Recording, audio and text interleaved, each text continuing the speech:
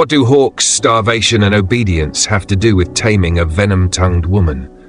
According to Shakespeare, everything. Let's dive into one of the wildest metaphors from The Taming of the Shrew. My falcon now is sharp and passing empty. Until she stoops, she must not be full gorged, for then she never looks upon her lure. Petruchio compares Katharina to a hawk he's training. In falconry, to get a hawk to obey, the falconer withholds food until it follows commands. He's saying he'll tame Katharina the same way, by denying her sleep and food until she submits. Brutal, right? Thus have I politically begun my reign, and 'tis my hope to end successfully. He's treating marriage like a power game. In Shakespeare's time, taming a wife was seen as a man's right. But the hawk training metaphor takes it to another level.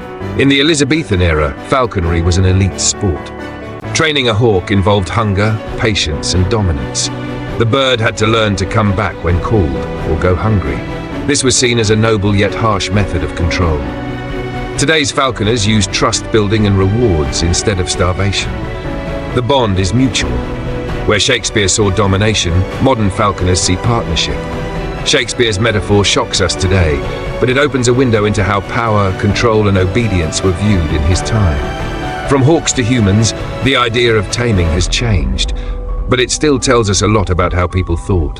In Shakespeare's time, falconry, also called hawking, was the sport of the nobility. Training a hawk was a serious elite skill passed down through generations. To tame a hawk, the falconer would first starve it slightly, just enough to make it responsive. They'd cover the hawk's eyes with a hood to keep it calm, then slowly get it used to the falconer's voice and presence. Food was the key. The hawk learned that returning to the glove meant getting fed. If it didn't come back, no food. Over time, the hawk became sharp, focused, obedient, and deadly precise.